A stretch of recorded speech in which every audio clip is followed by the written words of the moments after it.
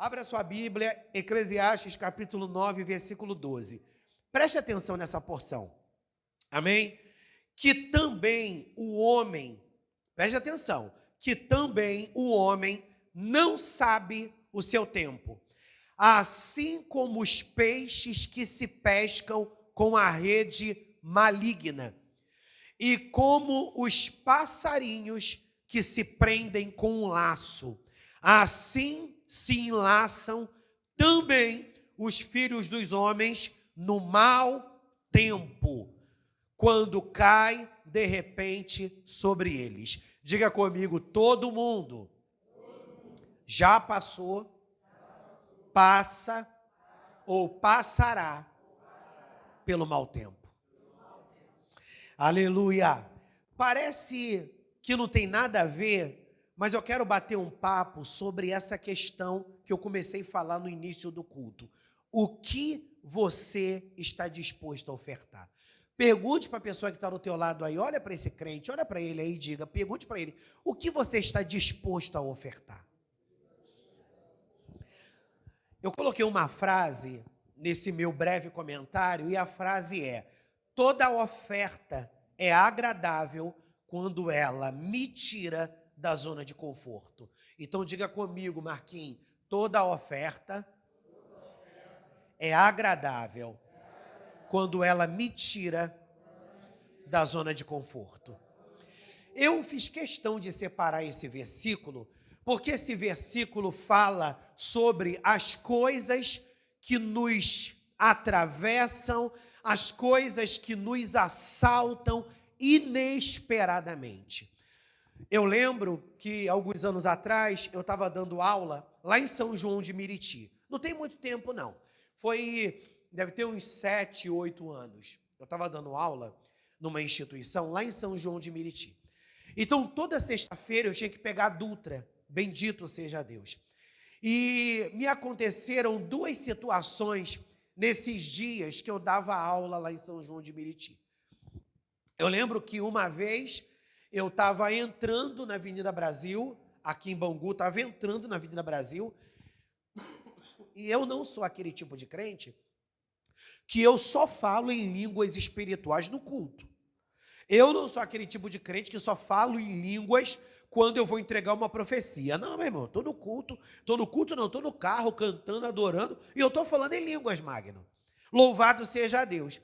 E eu tenho essa sensibilidade, até porque as línguas espirituais, elas servem para edificar. Às vezes, eu estou tendo uma dificuldade para orar, Sâmara. Eu estou sentindo uma dificuldade para orar, Josi. Sabe o que eu faço? Antes de orar, começa a falar em línguas. Começa a falar em línguas. E parece que o céu limpa.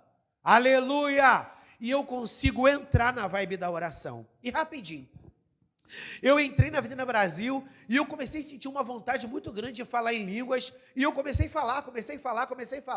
E eu pensei no meu espírito, Rafael. Deus deve estar querendo me dar um livramento, Nadir. E dito certo. Quando chegou ali na altura de Deodoro, amém? Uns 200, 300 metros, um caminhão da Colúmbia, aquele caminhão caçamba, ele bate num outro caminhão e eles fecham a Avenida Brasil. Meu irmão, pelo tempo e pela distância que eu estava, eu poderia ser um dos carros que poderia ser vitimado naquele acidente. Então, quando eu fui tomado em línguas, eu entendi, Deus está me dando livramento. Uma outra vez, a Dutra, já viu, né, meu irmão? Ali faz engarrafamento, é uma peleja. Engarrafamento, pelo menos nos horários que eu passava, era engarrafamento, uma pedreira.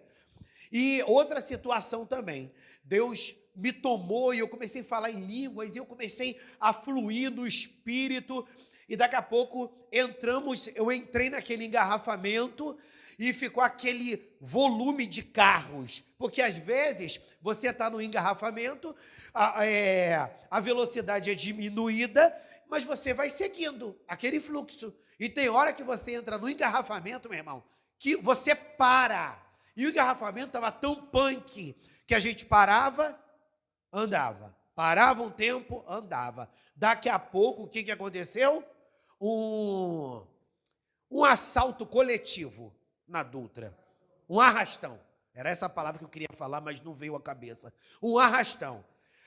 Assalta um carro, assalta o outro, e chegando em mim, eu comecei a clamar: Senhor, eu não sei como eu vou lidar com essa situação. Deus, eu não quero perder nada, a não ser que seja da tua vontade. Do contrário, Senhor, me reveste com um manto de invisibilidade. Me reveste, eu já dei esse aqui na igreja, me reveste com um manto de invisibilidade, que o inimigo fique cego e que ele não me veja. Meu irmão, deu pena, louvado seja Deus, porque o cara roubou minha frente, roubou o meu lado, mas irmãos, eu não sei o que aconteceu, eu só sei que o varão cegou ele. Bendito seja Deus. E naquele dia eu não sofri nenhum saque. Por que eu estou dando esse exemplo? Para você entender que você não vai trabalhar, você não acorda pela manhã pensando: e hoje eu vou ser assaltado, já vou deixar o dinheirinho para o bandido, bendito seja Deus, e hoje eu vou morrer, já vou deixar uma palavra: eu te amo, para todos da minha família. Você não sabe quando isso vai acontecer. E é isso que esse versículo diz. O peixe sabe quando vai vir uma rede maligna e vai pescá-lo, para ele ser vendido lá no Ceasa e depois cair na peixaria, louvado seja Deus, do Valdeir, e depois a gente cair para dentro no almoço aqui da igreja sendo vendido. O peixe já sai, louvado seja Deus, sabendo: hoje uma rede maligna vai me pegar e acabou para mim. Ninguém sabe quando o mau dia vai chegar. E se ninguém sabe quando o mau dia vai chegar, nós precisamos viver a cada dia disposto a dar para Deus o que é de Deus e a dar para os homens o que é dos homens. Eu quero rapidamente fazer você entender que todos os homens da Bíblia e todas as mulheres da Bíblia que fizeram oferta, ou melhor, que fizeram história, eles entregaram ofertas relevantes diante do Senhor. Todos os homens e mulheres da Bíblia que fizeram história, eles entregaram ofertas relevantes ao Senhor. Pastor, o que é uma oferta relevante? Que culto é hoje? Diga comigo, primícia. Todos os homens que fizeram história e mulheres na Bíblia, eles entregaram, José Carlos, ofertas relevantes ao Senhor. Pastor, o que é uma oferta relevante? Uma oferta que custe. Quando nós olhamos para Abraão, o que Abraão mais desejava? O filho. O Isaac. A palavra Isaac significa alegria, significa sorriso. Abraão esperou meses para Isaac chegar. Abraão esperou dias para Isaac chegar. Não, Abraão esperou 25 anos aproximadamente. Então Isaac não era uma ofertinha qualquer.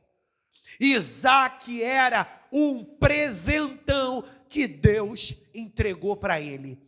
E no auge do relacionamento de Abraão com Isaac, por que no auge? Porque a criança, meu irmão, quando ela é recém-nascida, ela precisa mais de quem? Da mãe, por causa do leite materno. O pai, por mais presente que seja, o pai vai ser meramente um coadjuvante. Mas, irmãos, aquele pai que curte ser pai, ele adora aquele momento que o filho dele começa a poder acompanhar ele, Alexandre. O filho dele começa a poder acompanhar ele para o futebol. O filho dele começa a poder acompanhar ele para alguns lugares. E ele quer exibir o filhote. E aí, meu filho? Ele quer exibir o filhote. Bendito seja o nome do Senhor. E diz a Bíblia que Abraão começou a caminhar com Isaac. Abraão, ou melhor, Isaac, começou a caminhar com Abraão. Ele era um jovenzinho. E diz a Bíblia que o Senhor chega para Abraão e diz para Abraão: eu quero que você entregue Isaque como uma oferta. E o que Abraão fez, Josiane? Ele resistiu? Não, Aline. Ele entregou a oferta. Então Abraão se tornou um homem de referência a nível de oferta, porque ele não entregou qualquer coisa. Ele entregou o seu único filho, que era filho da promessa. Você pode dar glória a Deus? Outra pessoa que fez história entregando oferta é Ana. Ana viveu durante muitos anos esperando que Deus abrisse a sua madre. A Bíblia diz, Daniele, que Deus fechou a madre de Ana. O que isso significa? Que todo aquele processo que Ana viveu não era para humilhar Ana. Todo aquele processo que Ana viveu foi para que o nome de Deus fosse engrandecido na vida de Ana. Ana passou por vários processos, Ana passou por várias humilhações, até que Deus entrega o filho para ela. E o que Ana faz com esse filho? Ela sustenta aquele filho embaixo da sua saia? Não, ela entrega o seu filho para ser criado por outra pessoa. Será que você, Luciana, teria coragem de entregar sua filha para ser criada por outra pessoa? Será que você, Josi, teria coragem de entregar um dos seus filhos para ser criado por outra pessoa? Será que você, Joyce, que está com o filhotinho, será que você teria coragem de entregar? Meu irmão, Ana entregou o seu filho ao Senhor. Assim como a entrega de Abraão chamou a atenção de Deus, e Deus fez Abraão prosperar ainda mais, a oferta de Ana também agradou ao Senhor, porque diz a Bíblia que Ana foi mãe de 7 filhos, ou seja, uma mulher que não tinha filho nenhum, e de repente Deus deu uma penca para ela. Deus é um Deus que se vê adorado quando entregamos a Ele algo que nos custe. Pastor, às vezes eu estou muito cansado. Às vezes eu estou muito assoberbado. Meu irmão, às vezes todos nós estamos muito cansados. Às vezes todos nós estamos muito sobrecarregados. Mas congregar numa igreja não é apenas, Beto, fazer parte de uma religião, Lohan. Congregar numa igreja é fazer parte de um projeto. E se congregar numa igreja é fazer parte de um projeto que é o reino de Deus, se eu recuo um pouco, eu comprometo esse projeto. Irmãos, eu não gosto de fazer comida. Não gosto de fazer comida. Mas às vezes eu preciso fazer comida. Bendito seja Deus. Não direto, mas às vezes eu faço. Por exemplo, esses dias eu estava fazendo um arroz lá. Aleluia, bendito seja Deus. Ele estava meio assoberbada, também não estava afim de fazer. Louvado seja Deus. Eu não gosto de fazer comida, meu irmão. Mas eu não passo fome. Ah, pastor, faz um lanchinho e etc. Come um sanduíche, compra alguma bobeira. Não, meu irmão, eu sou meio como é que eu posso dizer assim? Eu sou meio da antiga. Bendito seja Deus. Eu quero comer comida. Arroz, feijão, uma carne, uma doideira dessa. Aí eu estava fazendo um arroz. E eu não tenho o costume de fazer comida. A Eliane que faz. E eu não faço questão nenhuma de fazer comida, porque eu não gosto mesmo. Mas eu faço às vezes. Bendito seja o Senhor. Meu irmão, fui fazer o arroz. Me deu uma distraída, meu irmão. Eu fui ver alguma coisa, deu uma distraída. Aleluia. Meu irmão, queimei o perturbado do arroz. Que ódio. Aí, Eliane, esse arroz está queimando.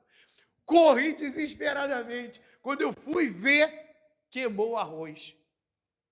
Aí eu, falando comigo mesmo, eu não vou fazer outro arroz mesmo. Até porque era tarde da noite. O que eu fiz? Tirei aquele arroz da panela, botei numa outra panela e vai ser tu mesmo, neguinho. Bendito seja Deus. Meu irmão, comi aquele arroz, porque eu estava com preguiça de fazer outro.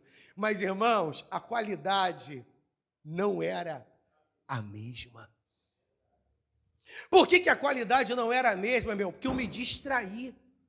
Eu deixei passar um momento e a coisa degringolou. Se tem uma coisa que a gente não pode deixar passar, Newton, é o tempo da visitação. E sabe o que significa o tempo da visitação? O agora. Porque você não sabe se o amanhã haverá. Então o tempo da visitação é o agora. Então não deixe para amanhã o que você pode fazer hoje. Se você tem que visitar alguém, se você tem que ligar para alguém, se você tem que orar por alguém, se você tem que profetizar para alguém, se você tem que evangelizar alguém, faça agora. Kelebarasto como naragábia. Mas eu estou cansado para ofertar. Quando a gente se cansa, a gente se distrai e o arroz queima.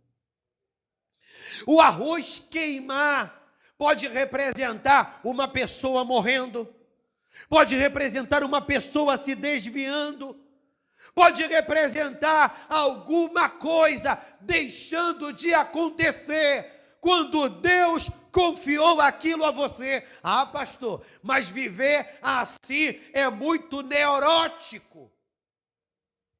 Não, meu irmão, vai depender do ponto de vista. Louvado seja o nome do Senhor.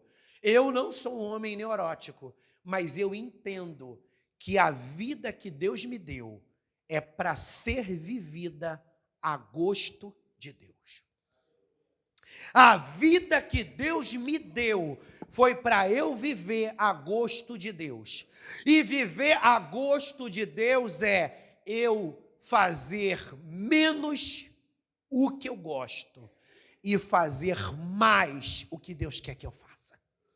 Você faz mais o que você gosta ou você faz mais o que Deus quer?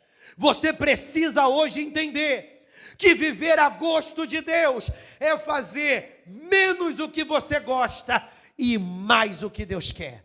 Ana entregou a oferta.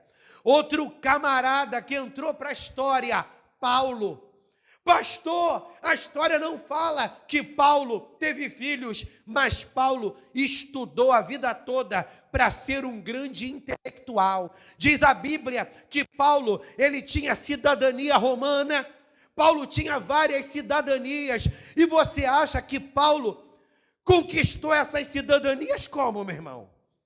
Porque Paulo nasceu num berço de ouro? Não, meu irmão, porque Paulo estudou muito. Então Paulo, ele era um camarada, Renata, que tinha muitos títulos. Paulo era um camarada que tinha muitos títulos. E quando ele se abre para o evangelho, ele tem que abrir mão daqueles títulos para viver a vontade do Senhor. Diz a Bíblia que Paulo só fazia valer seus títulos quando seus títulos o favoreciam para ele fugir de uma cilada. Eu lembro que quando Paulo foi preso pelos romanos, Paulo aceitou a prisão porque ele entendia que aquela prisão fazia parte da vontade de Deus. Mas aí os caras falaram, além de prender, vamos dar uma coça em Paulo e vamos matar Paulo. Aí Paulo tira o título dele da manga. Ué, mas é legal vocês fazerem isso com um cidadão romano? Aí os caras, ué, tu é cidadão romano? A gente não sabia. Não, por favor, a gente não vai fazer mais nada disso com você, não.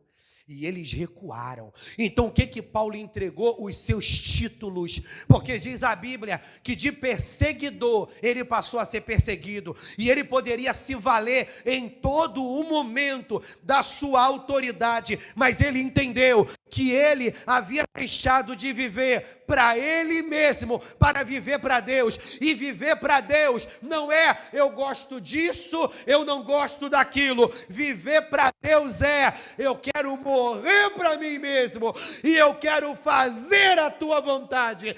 Paulo foi alguém que ofertou os seus títulos e a pergunta é: o que você está disposto a ofertar? Outra pessoa que ofertou e entrou para a história, Jeremias. Jeremias ofertou e entrou para a história. O que Jeremias ofertou? Sua vida. Que levácia. Jeremias ofertou a sua vida. Jeremias, com seus 17 anos aproximadamente, é chamado para o ministério profético. E ele disse: Senhor, eu sou uma criança. O Senhor disse: tu não é uma criança. Eu te escolhi desde o ventre da tua mãe. Então você é profeta. Deus, eu não sei ser profeta. Eu vou te provar que tu, aleluia, serve para ser profeta. E Jeremias entendeu, se abriu e Jeremias entregou a sua vida para ser profeta. E diz a Bíblia que Jeremias morreu sendo o quê? Engenheiro. Jeremias morreu sendo professor. Jeremias morreu sendo sei lá o quê. Jeremias morreu sendo profeta. Ele entregou a sua vida. Quando ele entrou numa crise, porque nós entramos numa crise, mas uma coisa é, Alice, entrar na crise e fazer aliança com a crise. E outra coisa é entrar na crise e aprender com a crise a ser melhor. Essa frase serve para colocar nos seus stories. Não vou saber falar novamente. A Bíblia diz que Jeremias entra em crise depois de apanhar, depois de ser lançado num calabouço. E ele diz: eu não quero mais entregar esse tipo de oferta. Esse tipo de oferta está me custando. E diz a Bíblia que o Espírito de Deus constrangeu ele. E ele diz no versículo 9 de Jeremias capítulo 20, como eu posso deixar de ser profeta? Se eu deixo de ser profeta, eu morro. Tem um fogo, Beto, que pulsa dentro do meu coração, e esse fogo não pode se apagar. Então por que Jeremias entrou para a história? Porque ele entregou sua vida. E aí, Magno, você está disposto a entregar sua vida? E aí, Lohan, você está disposto a entregar sua vida? Não, pastor, eu estou disposto a entregar minha vida. Tocando aqui bateria. Eu estou disposto a entregar minha vida tocando aqui o teclado. Teclado novo, pastor, que esse teclado já deu o que tinha que dar. Louvado seja o nome do Senhor. Entregar a vida não é colocar-se numa zona de conforto. Entregar a vida é se permitir ser desafiado para viver a vida à moda de Deus. Você pode, por favor, levantar a tua mão e dar glória a Deus? Para eu saber que eu não estou pregando para gente muda. Querebachuri como naragácia. Jeremias entregou sua vida, entregue a sua vida, entregue a sua vida. Jesus é o nosso exemplo. Jesus entregou a sua vida. Outra pessoa que entregou uma oferta e entrou para a história. Essa pessoa foi Ezequiel. Sabe o que Ezequiel entregou, Beto? Ele entregou a sua liberdade. Porque o Senhor disse, Luciana, para Ezequiel o seguinte: Ezequiel, tu vai ser profeta. Mas sabe aonde tu vai profetizar? No cativeiro. Tu vai profetizar no cativeiro. O que Ezequiel poderia dizer? Deus, acabou a brincadeira. Eu até aceito ser profeta aqui na Anatote. Eu até aceito ser profeta na célula Cássia. Eu até aceito ser profeta lá na Tissaleia. Mas Deus, ser profeta em cativeiro, acabou a brincadeira. O Senhor disse para Ezequiel: tu vai ser profeta no cativeiro. Diz a Bíblia que quando Ezequiel tem a visão mais emblemática do seu ministério, porque qual é a visão mais emblemática do ministério de Ezequiel? A visão do capítulo 1. Ele está diante do rio, ou é Quebar ou é Quedar, me perdoe. Aleluia, se eu não pronunciei completamente, até porque não estava no script falar desse, mas o Espírito vai impulsionando. Ele estava diante do rio Quebar, eu acho.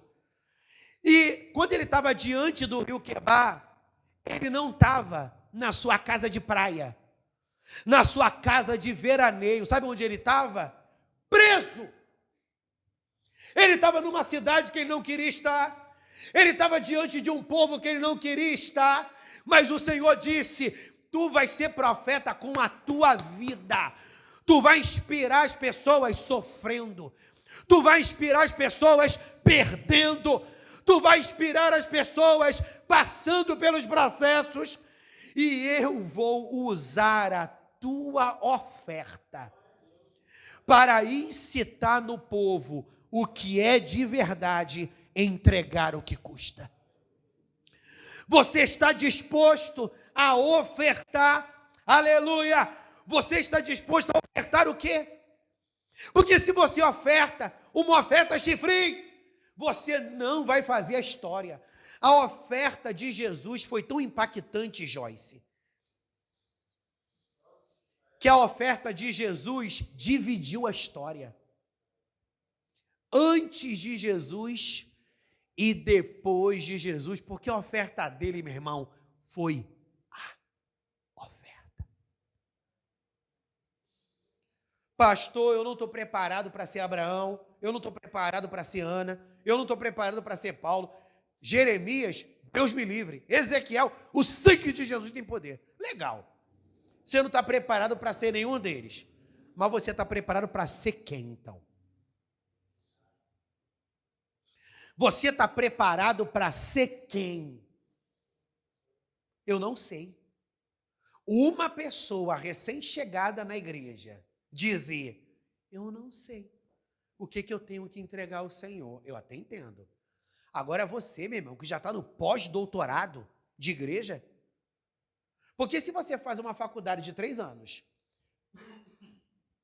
inicia uma preparação para o mestrado, faz um curso de especialização de 1 ano e meio, 4 anos e meio, aleluia, você passou daquele período do curso de pós-graduação lato sensu, você foi aprovado no exame, fez o mestrado. Mestrado dura aproximadamente 2 anos, 2 anos e meio. 6 anos e meio. Vamos arredondar para 7. Você é meio lento, demorou a entregar sua dissertação, demorou a entregar seu artigo científico. Aí você está 7 anos nesse período de graduação até chegar no mestrado. Amém? 7 anos. Doutorado são 4 anos. Louvado seja Deus, 11 anos. Meu irmão, saiu do doutorado, você entrou no pós-doctor. Você quer fazer o pós-doutorado. Pós-doutorado geralmente é 1 ano e meio, 2 anos. Meu irmão, quantos anos você tem de crente?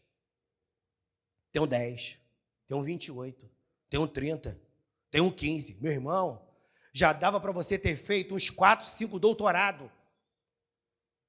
E você está no beabá. O que significa, meu irmão? Que você não está crescendo. Mas pastor, quem disse que eu quero ser pastor? Quem disse que eu quero ser papa, anjo, serafim, querubim? Deus não tem esse chamado com você. Legal. Mas Deus tem alguma coisa para você. E ainda que você não saiba o que Deus tem para você, eu vou dizer uma coisa que é comum para todo mundo, Aline. Deus chamou todo mundo para servir. E eu gosto muito de uma frase da pastora Nádia. Ela diz: quem serve, não serve aonde quer. Quem serve, serve aonde precisa. Só não vou falar, porque eu estou gravando. Meu Deus, peguei uma ovelha na infração. Bendito seja o Senhor. Vou falar porque eu estou com curiosidade. Que pipoca é essa aí, ovelha? Entrega essa pipoca para as crianças. Bendito seja o Senhor. A ovelha na infração comendo uma pipoca. Bendito seja o rei. Vou te meter fogo, hein? Então, irmãos, Ezequiel entregou a sua liberdade ao Senhor. E para a gente fechar, Deus é o exemplo, é a referência que a gente tem de oferta.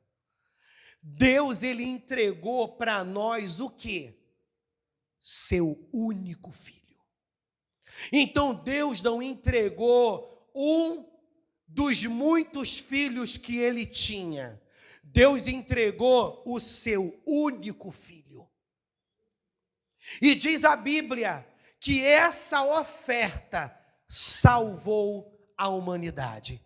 Então, toda oferta que faz história é a oferta que não apenas me abençoa, mas é uma oferta que abençoa outras vidas. Abra rapidinho Atos 4, e eu paro aqui. Aleluia, glória ao nome do Senhor. É só uma ceiazinha, bendito seja Deus, não é aquele prato que você come no self-service, não, amém? Porque tem gente, quando vai para self-service, parece que ele vai morrer no self-service, né? Que é a última vez da vida que ele vai no self-service. Porque ele coloca um prato, meu irmão, que parece ser um prato semelhante a uma fome de 10 mendigos. E eu fico olhando, meu Deus, para onde vai aquilo tudo? Bendito, não, pastor, tem que fazer valer meu dinheiro. Jesus, que guerra. É, Angélica, tem gente assim. Bendito seja o Senhor. Ah, não, pastor, eu tenho um estômago de elefante. Amém, meu irmão. Atos capítulo 4. Abre aí, meu príncipe e minha princesa. Eu gosto muito, eu tenho até estudos de célula que falam sobre esse camarada. Eu gosto muito de Barnabé. Barnabé é um camarada que me inspira. E aqui eu quero parar. A temática é: o que você está disposto a ofertar? Então você precisa entender que não adianta você estar disposto a ofertar qualquer coisa. Você precisa entender que toda oferta, para chamar a atenção de Deus, ela tem que ser temperada de uma renúncia. Ela tem que ser marcada por um sacrifício. Senão essa oferta não é relevante. Jesus recebeu a oferta dos homens ricos? Não. Ele criticou, Eudilene, a oferta dos homens ricos. Porque os homens ricos, Magno, eles ofertaram algo que não faria falta para eles. Mas aquela mulher, ela fez história, porque ela ofertou a Alexandre aquilo que custava. E eu gosto muito de Barnabé, porque Barnabé é um homem de aliança. Barnabé, ele se tornou uma grande liderança da igreja primitiva, e Barnabé não deixou a liderança tomar conta do seu coração, ao ponto dele se tornar um camarada antipático. Barnabé, ele era um grande líder. Eu já sei o que eu vou fazer, meu irmão. A igreja está no maior silêncio. Eu vou chegar para o porteiro e vou dizer: dá um blackout, desliga tudo. Porque já viu quando falta luz, todo mundo dá glória na igreja? Parece que todo mundo diz: Jesus está voltando, então tem que dar glória. Pastor, isso não existe. Existe, meu irmão. Já pastorei há muito tempo. Você pode dar glória a Deus aí, meu irmão? Amém. Graças a Deus. Irmãos, voltando, eu gosto muito de Barnabé, porque Barnabé, ele é uma liderança, ok? Uma liderança importante na igreja primitiva. E a igreja primitiva era uma igreja que bombava, mas Barnabé, ele não se permitiu ser um cara arrogante. Porque existem pessoas que quanto mais elas têm, elas se sentem meio que superiores a todo mundo. Barnabé, Daniele, ele era um cara muito agregador. O significado do nome de Barnabé significa filho da consolação. Pastor, por que você vê Barnabé como alguém agregador? Eu vou mostrar nesse texto que eu vou ler. E eu vou mostrar para você que Barnabé, ele não era apenas um cara agregador, mas ele era um cara que sabia ofertar. Então, por isso, Rafael, que Barnabé tinha muito, porque o que ele tinha, ele não retinha, ele liberava. Existem pessoas que elas querem ter muito para reter. Não, meu irmão, você precisa entender a liberar. E a gente aprende a liberar, Josiane, não quando a gente tem muito, Vitória. A gente aprende a liberar, Angélica, quando a gente tem pouco. Porque diz a Bíblia: seja fiel no pouco, e aí no muito eu vou te colocar. Então não fica com esse caô: Deus, tu vai me dar muito dinheiro, porque eu vou ajudar muita gente. Deus, me dá muitos recursos, que eu vou ajudar muita gente. Meu irmão, para com esse caô para enganar bobo.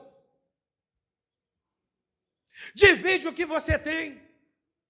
Eu conheci uma mulher, hoje ela já dorme no Senhor, E ela me impressionava pela sua generosidade. Porque se ela tivesse que dividir 1 quilo de feijão, ela dividia. Se ela tivesse que dividir 1 quilo de arroz, ela dividia. Ela não conseguia olhar para alguém em necessidade e ignorar. E às vezes não é assim que a gente age. Não. Eu não posso separar 1 quilo para a campanha do quilo, porque vai faltar no fechamento do mês.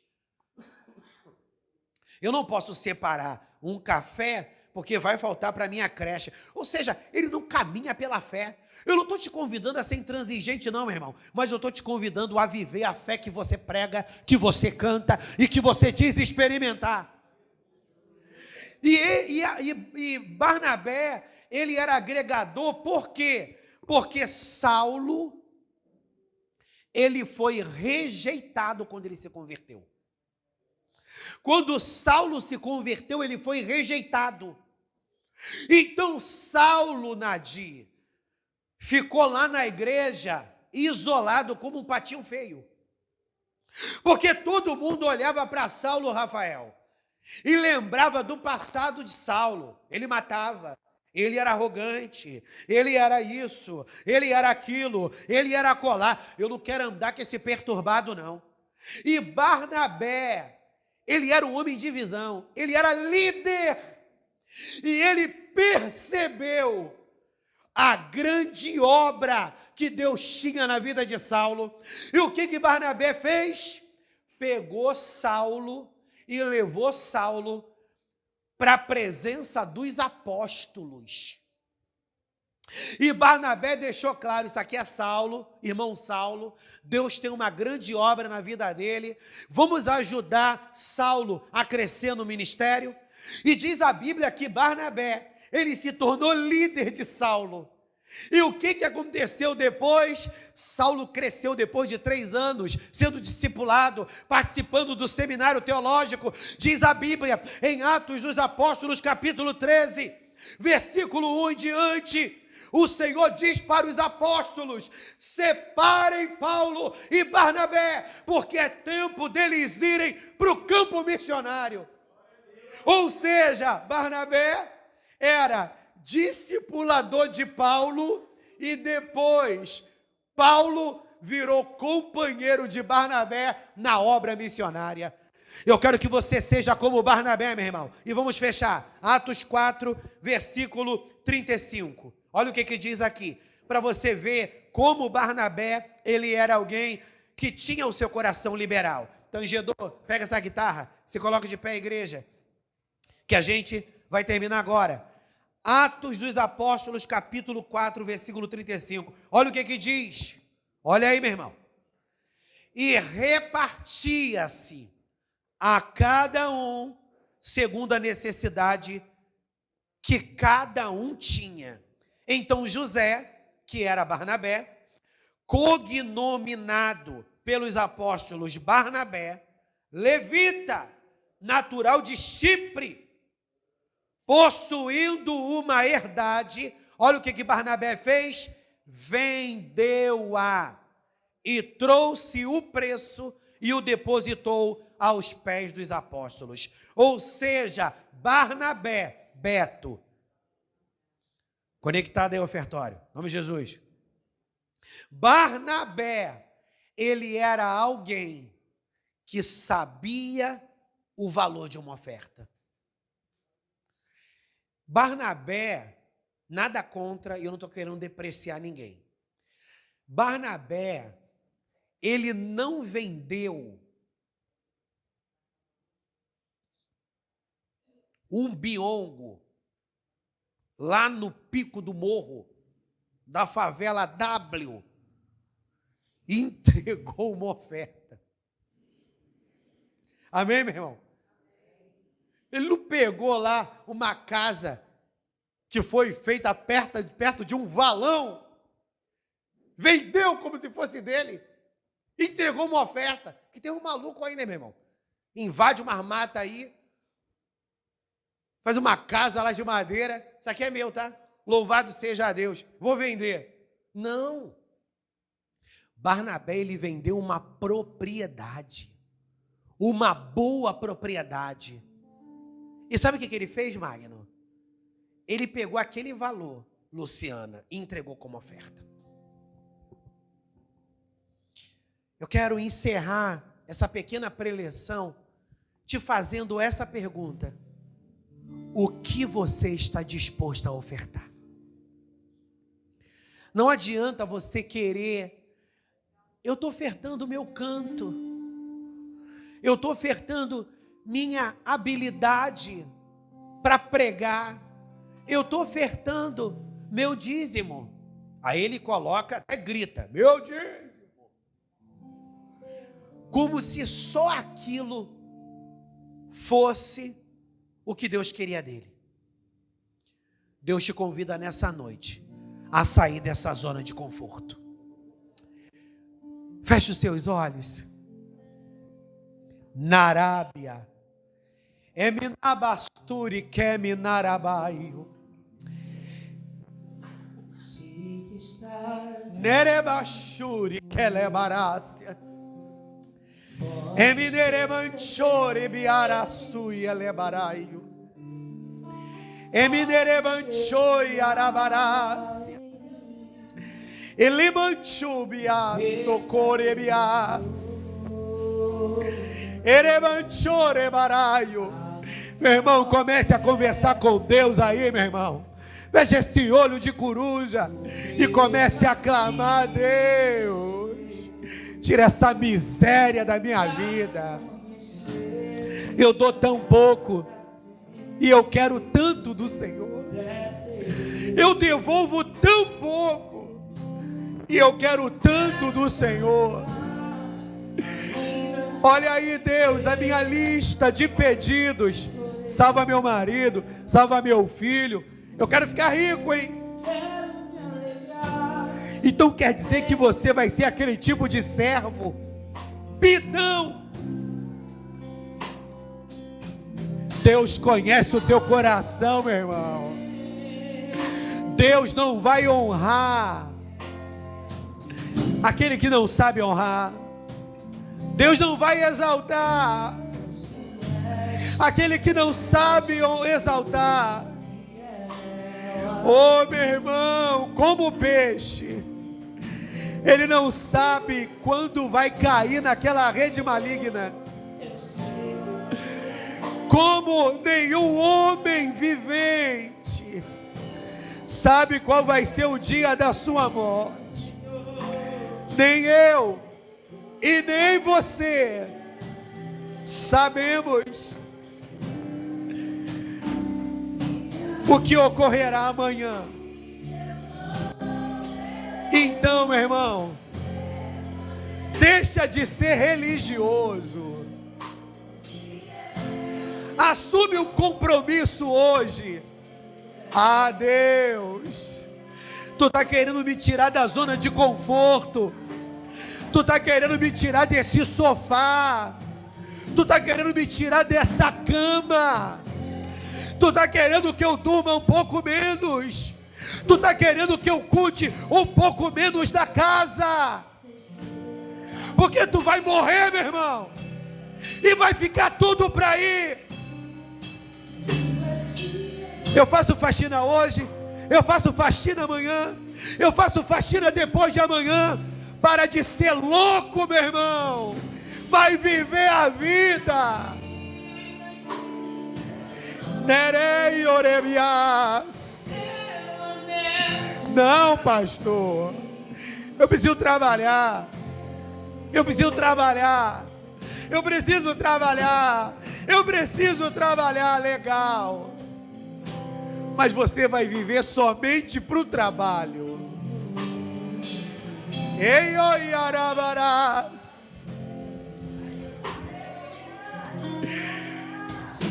Não, pastor, se eu não trabalhar, isso tudo que eu trabalho eu passo fome. Meu irmão, seja sincero. Eu não conheço a tua despensa, mas é Deus que conhece. Será que tu vai passar fome mesmo? Não, pastor, que eu quero sustentar uma vida, aleluia, de madame. Eu quero sustentar uma vida de marajá. saia da mediocridade. Como a nossa diaconisa Lourdes testemunhou, o filho dela reteu o cartão. Pode ter parecido um castigo, pode ter parecido uma punição, mas Deus estava nisso, porque foi através do filho dela reter o cartão que ela pôde experimentar o milagre da fé. Ela pôde experimentar o milagre da fé. E é isso que Deus quer, que você experimente o milagre da fé. Oh! Você e eu não somos fiéis, mas Ele é fiel. Na Arábia, Corebachuri Lebaraia, fui moço, agora sou velho, mas nunca vi o justo e a sua descendência mendigar o pão.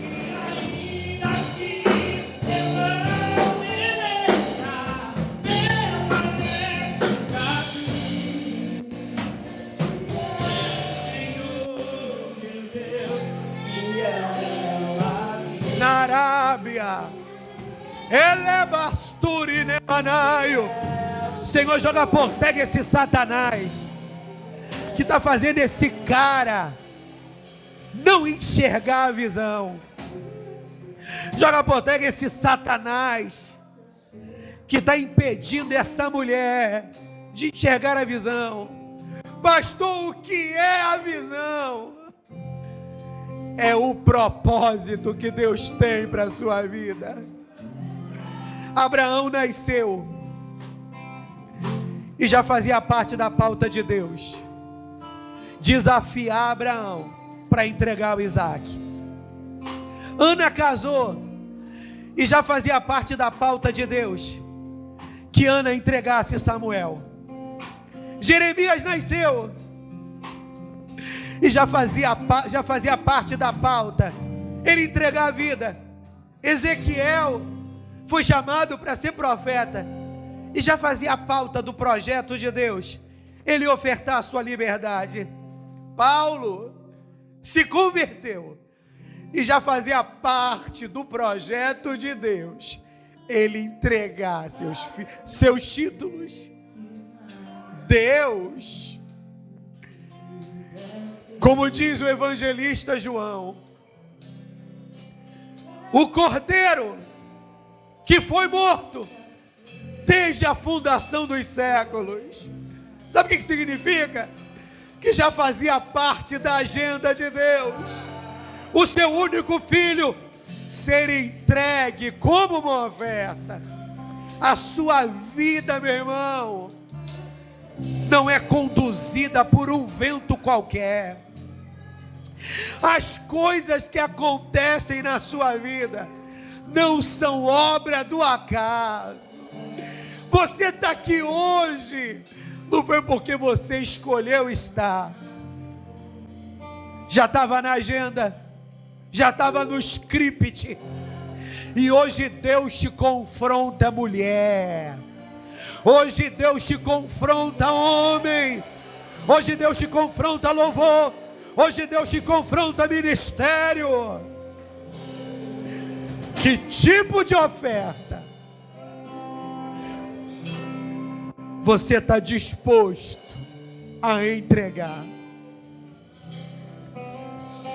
O Senhor não está te pedindo qualquer coisa. Ele está te pedindo o melhor. Quando você decide presentear alguém e você quer honrar aquela pessoa, você vai dedicar o melhor. Quando você decide preparar uma comida para uma pessoa e você quer honrar aquela pessoa, você vai preparar o melhor. Quando você vai para o encontro na Arábia, debaixo da bênção de Deus, porque você é crente, você vai para o encontro mal cheiroso, fedendo, bafudo, com a pior roupa que você tem no guarda-roupa. duvido. Só se for, meu irmão, para você perder aquela pessoa. Mas se você quer aquela pessoa, você vai querer impressionar. Se você não tem roupa boa no guarda-roupa, tu vai pedir emprestado do colega. Se teu perfume acabou, meu irmão, tu vai pedir emprestado do colega, porque tu vai querer impressionar. Toda oferta, ela tem que chamar atenção. Eu quero orar, Pai, na autoridade que é no nome de Jesus. Nós ouvimos alguns testemunhos aqui, Senhor, e esses testemunhos nos provocaram a entrar nessa temática, Senhor, a começar por mim, Senhor.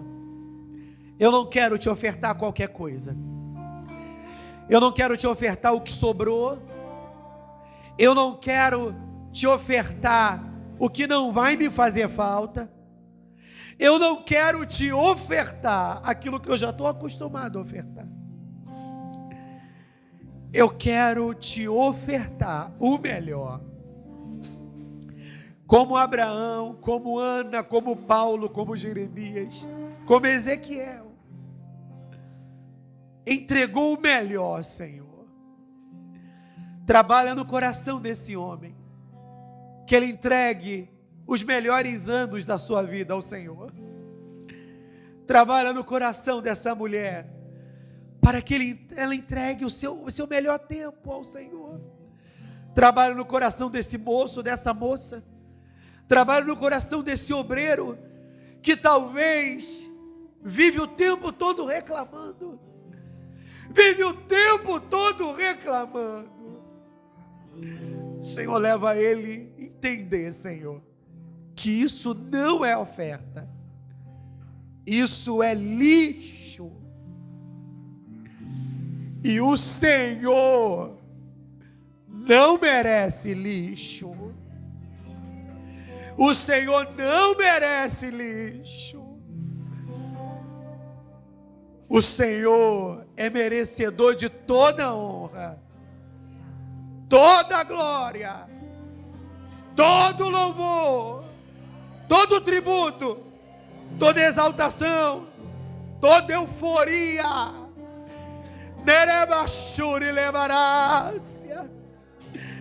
Nesse culto de primícias, Senhor, nós queremos nos comprometer que daqui para frente vai ser diferente. Eu não vou ficar faltando culto,